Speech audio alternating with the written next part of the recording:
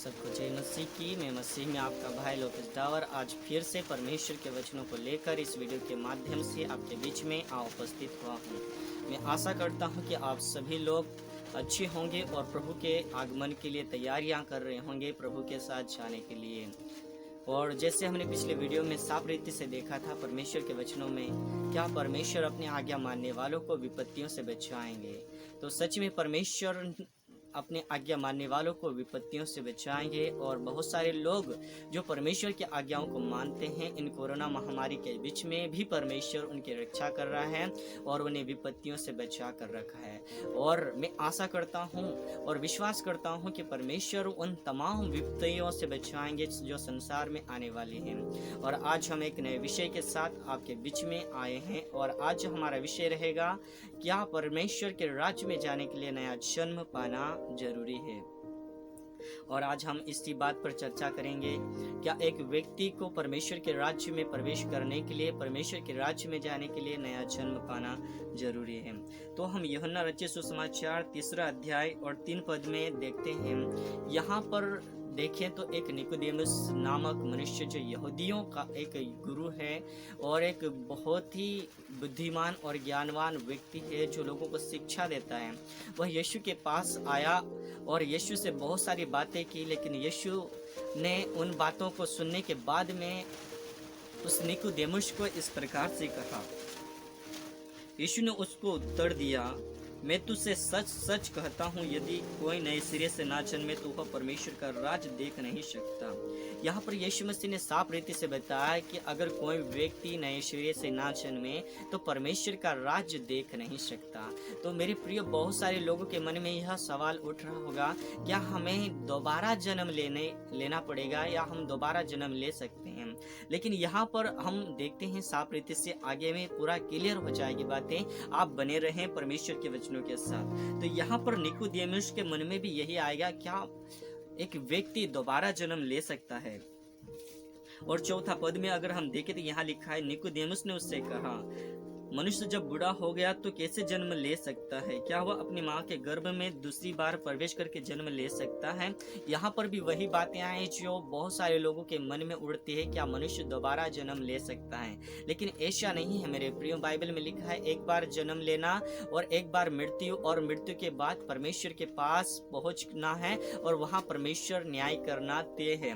लेकिन यहाँ पर जो नया जन्म है वह बातें अलग लिखी है और उस विषय में 5 पद में हमें साफ रीति से देखने के लिए मिलता है। और 5 पद में इस प्रकार लिखा, यीशु ने उत्तर दिया, मैं तुझसे सच सच कहता हूँ, जब तक कोई मनुष्य जल और आत्मा से ना जन्मे तो वह परमेश्वर के राज्य में प्रवेश नहीं कर सकता।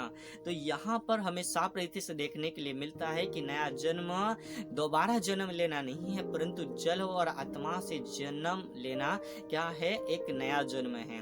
और यहाँ पर यीशु मसीह ने साफ रीति से बता दिया कि जो व्यक्ति अगर नए सिरे से ना जन्मे वह परमेश्वर के राज्य में प्रवेश करना क्या, परंतु परमेश्वर के राज्य को देख नहीं सकता। तो मेरे प्रिय दोस्तों, यहाँ पर हमें चाहिए कि हम एक नया जन्म प्राप्त करें। और नया जन्म इस प्रकार से है, जैसे हम पुराने जीवन में बहुत सारी गलतियां और पाप कर रहे थे, जैसे बाइबल में भी साफ रीति से बताया है कि एक भी धर्मी नहीं, कोई भी परमेश्वर का खोजने वाला नहीं। बाइबल में सारी रीति से परमेश्वर का वचन हमें बताता है कि किस किस रीति से मनुष्य पापी स्वभाव में जी रहा है और कहां पर पड़ा हुआ है। और बाइबल में हम साफ रीति से देखते हैं, परमेश्वर का वचन कहता है, सब के सब भटक गए हैं, परमेश्वर की महिमा से वह रहित हो गए हैं और सभी ने अपना अपना मार्ग लिया। और जैसे हम जानते हैं कि हमने बहुत सारे अन्य बातों में भटक गए थे और अन्य पापों में गिरे हुए थे और परमेश्वर के पास नहीं थे।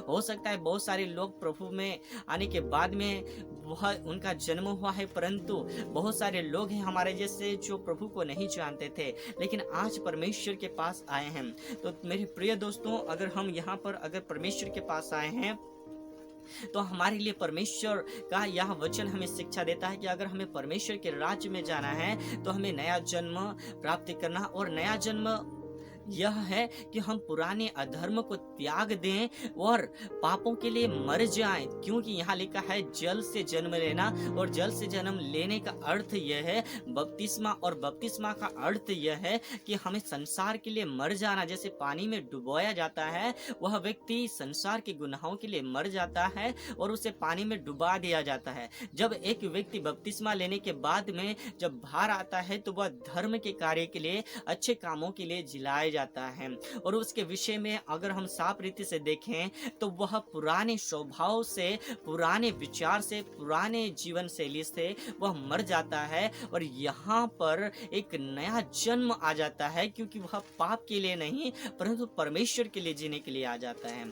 तो मेरे प्रिय दोस्तों, हम यहाँ देखते हैं परमेश्वर के वचन में कि हमें एक नया जन्म किस रीति से प्राप्त कर सकते हैं। नया जन्म यह है कि हमें जल और आत्मा से जन्म लेना है। पुराने स्वभाव को, पुराने जीवन शैली को त्याग कर बपतिस्मा लेकर और आत्मा से परिपूर्ण होकर आत्मा का वरदान प्राप्त कर कर हमें क्या करना है, हमें तैयारी करना है यीशु मसीह के आगमन के लिए। अगर हम जल और आत्मा से ना जन्मे तो हम परमेश्वर के राज्य को नहीं देख सकते। इसलिए यहाँ पर परमेश्वर का वचन हमें साफ रीति से बताता है कि हमें नए सिरे से जन्म लेना है, और नए सिरे यही है कि हमें जल और आत्मा से जन्म लेना है। हमें एक नई सोच के साथ परमेश्वर के साथ रिश्ता कायम करना है, क्योंकि जो नए सिरे से जन्म लेता है वह जल और पवित्र आत्मा से जन्म लेता है, और जो पवित्र आत्मा से जन्म लेता है वह शरीर के अनुसार नहीं, संसार की बातों के अनुसार नहीं, परंतु परमेश्वर के वचन के आधार पर जीवन जीता है। और जो परमेश्वर के वचन के आधार पर जीवन जीता है उसके विषय में हमने देखा है रोमियो 8:1 में, रोमियो 8:1 में लिखा है, अब जो मसीह यीशु में है उन पर दंड की आज्ञा नहीं, क्योंकि वे शरीर के अनुसार नहीं वरंतु आत्मा के अनुसार चलाए चलते हैं। तो यहाँ पर हम साफ रीति से जानते हैं कि जो व्यक्ति आत्मा से जन्मा हुआ है और आत्मा के अनुसार चलाए चलता है उन पर दंड की आज्ञा नहीं है, क्योंकि वह परमेश्वर की इच्छा के अनुसार चलता है, पवित्र आत्मा के अनुसार चलता है। तो इसलिए मेरे प्रिय दोस्तों, हमें यहाँ पर साफ रीति से देखने के लिए मिलता है कि परमेश्वर के राज्य में प्रवेश करने के लिए हमें नया जन्म पाना अति आवश्यक है। अगर हम नया जन्म नहीं प्राप्त करते हैं तो हम परमेश्वर के राज्य को नहीं देख पाएंगे। अगर कोई व्यक्ति मेरी आवाज को सुन रहा है और जो व्यक्ति अभी तक नया जन्म नहीं प्राप्त किया है, तो मैं आपसे निवेदन करता हूं कि आप यीशु मसीह को उद्धारकर्ता के रूप में स्वीकार करें, अपने पापों से पश्चाताप करें और अपने पापों को छोड़कर प्रभु यीशु मसीह के नाम से जल से बपतिस्मा ले और पवित्र आत्मा से बपतिस्मा ले। यही है नया जन्म। आप इनसे जन्म लेते हैं और आत्मा के अनुसार चलाए चलते हैं तो कोई भी आपको दंड नहीं दे सकता।